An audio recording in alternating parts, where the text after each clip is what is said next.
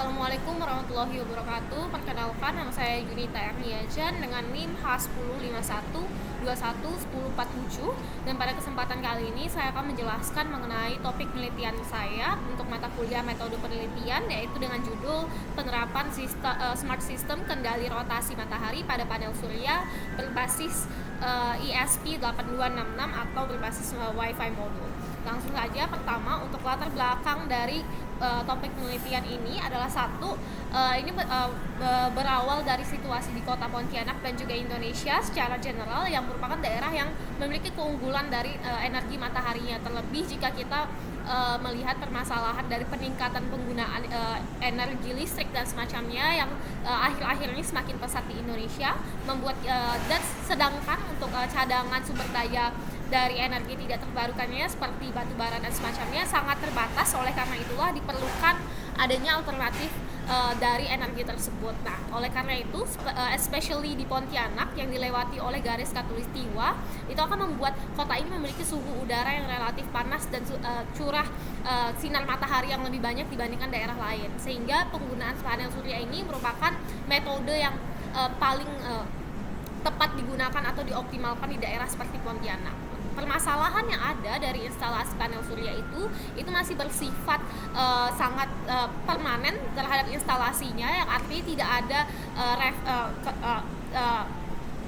tidak ada pergerakan yang bisa mengikuti rotasi dari matahari, sehingga apa yang terjadi adalah penggunaannya tidak optimal. Sebagai contoh, di Pontianak umumnya panel surya itu hanya digunakan untuk lampu jalan, lampu lalu lintas dan semacamnya, tetapi tidak bisa lebih dari itu. Oleh karena itulah, berdasarkan latar belakang tersebut diambil tema dan diharapkan dan diperlukan juga teknologi yang dapat membuat panel surya itu dapat bergerak mengikuti matahari agar nantinya mendapat sinar matahari atau inputan yang lebih optimal. Diharapkan dengan adanya instalasi ini, maka nanti inputan ataupun sumber power dari listrik yang didapatkan itu akan lebih besar. Nah, untuk alat ini, kendali rotasi matahari panel surya ini menggunakan ESP8266 sebagai unit kontrol utama, kemudian ada 2 sensor LDR, sehingga nanti akan ada motor stopper yang akan secara otomatis menggerakkan panel surya ke matahari.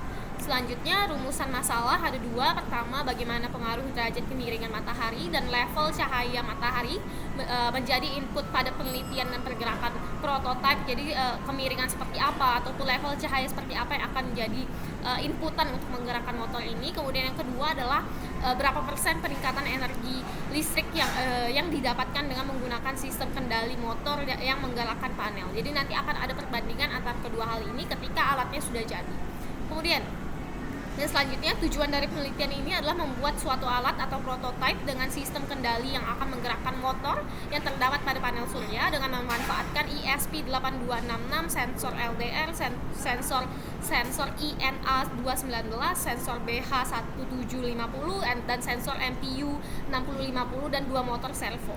Selanjutnya, untuk batasan masalah ada 3 hal. Pertama, masukan atau input dari penelitian ini adalah nilai dari cahaya matahari.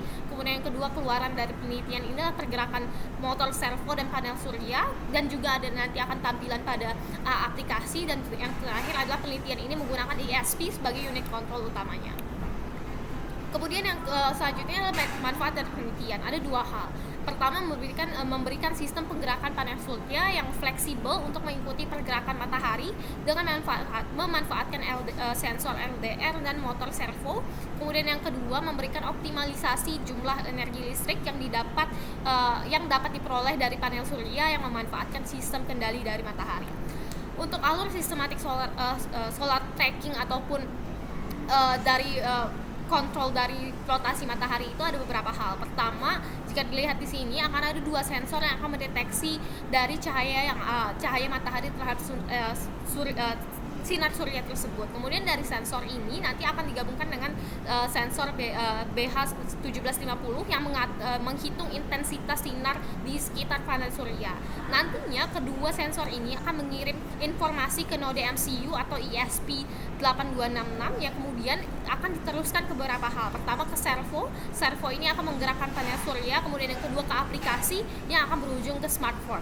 Selain itu, nanti kemiringan ini ketika sensor LDR itu memiliki memiliki nilai yang berbeda, kedua nilai ini berbeda, maka perintah terhadap motor servo akan mengarahkan kemiringan sensor yang lebih besar. Jadi misalnya sensor LDR pertama memiliki nilai yang lebih besar dibandingkan sensor LDR di sisi yang kedua, maka kemiringan akan mengikuti dari sensor LDR yang pertama.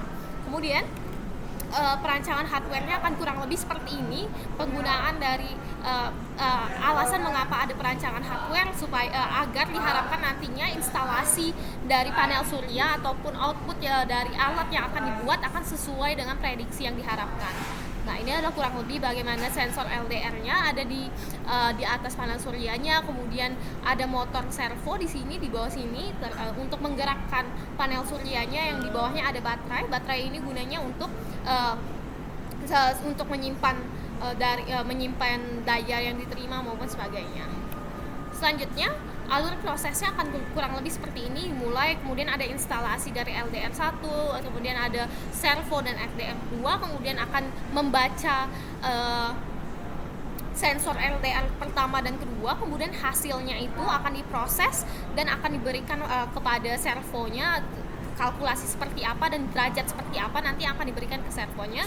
Kemudian ini nanti LCD di sini ada sebenarnya akan mengarah ke aplikasi, jika di atas 99 maupun statusnya seperti apa itu akan tersimpan di aplikasi maupun di tampilan pada smartphone. Pada blok diagram kurang lebih seperti ini. Jadi nanti akan ada pengukuran panel surya dan baterai, dan juga panel suryanya yang akan mengukur bagaimana tegangan dari panel surya ataupun mengukur arus dari panel surya yang akan disimpan pada baterai ataupun dialirkan ke listriknya. Saya rasa sekian presentasi dari saya atas mohon maaf apabila ada kekurangan ataupun ada kekeliruan. Terima kasih atas perhatiannya. Wassalamualaikum warahmatullahi wabarakatuh.